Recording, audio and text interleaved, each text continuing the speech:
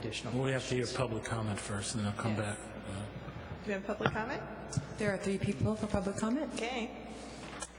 Alicia Minyen, Robert Studdiford, and Susie Park.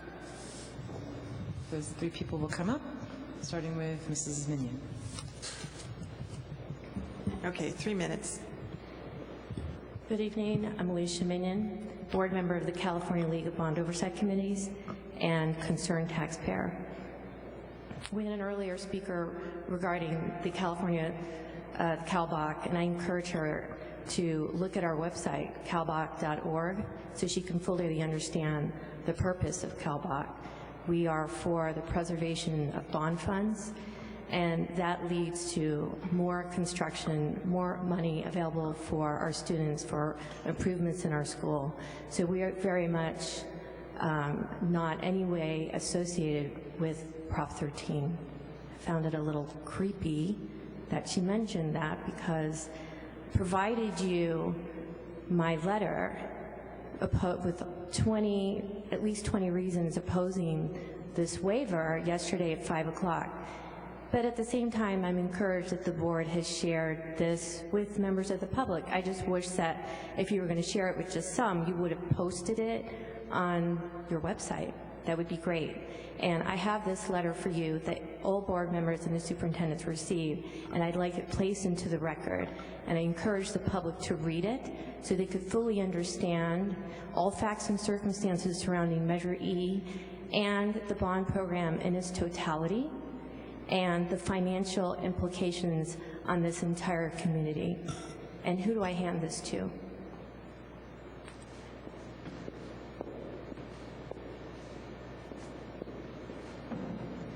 Unfortunately, there's not enough time for me to address all the concerns around Measure E. I want you to know that the exhibits that you were provided, that data was extracted from the official bond statement of your most recent bond refunding in July of 2012.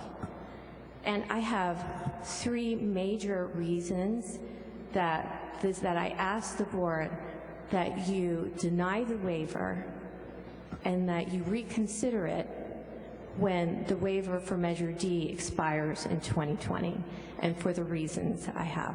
Number 1, Measure D, based on what you presented to the CBOC, there is $280 million available right now that you could sell under Measure D. And you have over $100 million in the building fund. Now, I don't know how much of that has been committed, and also, so you have sufficient funds available to address the critical safety needs of this district. Secondly, most concerning, Measure E, when you accumulate all the debt, this community will have to pay over $3 billion. You all have said you're concerned about the financial situation of this community. This measure will keep this community poor. I urge you to deny this waiver at this time and to reconsider in the year 2020. Please conclude your remarks. Thank you. Good evening, Board. My name is Robert Studdiford. I am the former chairman of the Bond Oversight Committee and current vice chairman of the Budget Advisory Committee. I'd like to ask you guys a question. Please consider this. What did you accomplish last time you had a debt waiver limit with the 2010 Measure D, which you did the same thing as you did in this, where you went to the voters and you told them, I'm going to ask for a debt waiver limit. Well, what did you do? You continued to build programs, build buildings at a cheaper rate than anybody else in the state, and you also qualified for matching funds that were unprecedented in the state. So if you're going to take both of those equations and add them together and then look at what you were actually paying, the tax rate you're actually paying, it was incredibly cheap for the money you were borrowing. Now, when I look at the safety of the students, the community, my staff, I need these facilities. To restrict our ability to build and to restrict our lending limit is really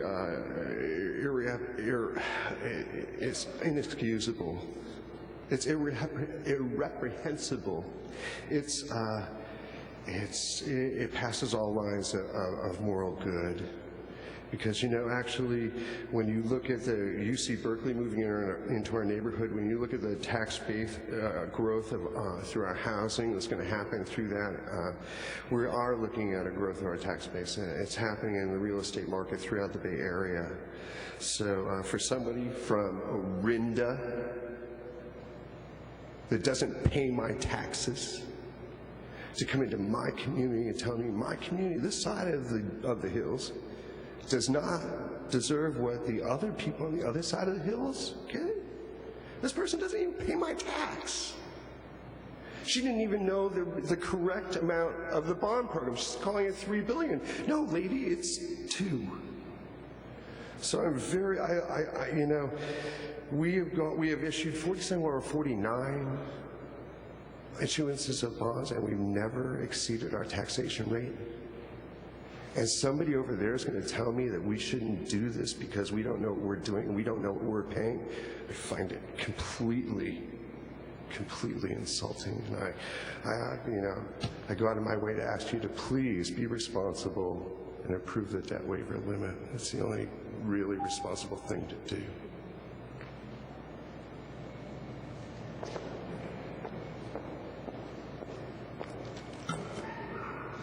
Hi, my name is Susie Park. I'm the Director of Operations for Leadership Public Schools and LPS Richmond, a charter high school operating in the Iron Triangle of Richmond since 2004. We wanted to express our support for the waiver and our appreciation for our partnership with the district. We believe strongly that the building and campus environment plays a big part in the students' ability to learn. We're grateful that the district included LPS in the 2010 bond measure, and this program will build a new joint campus for both LPS Richmond and Gompers at the former Gompers site. The bond program allows the district to transform a blighted property with severe seismic challenges and failing building systems and replace it with a new facility with safety, sustainability, and innovative learning practices at the forefront of its design. There are many schools that have been aided by the bond program, and unfortunately many more that still need this aid.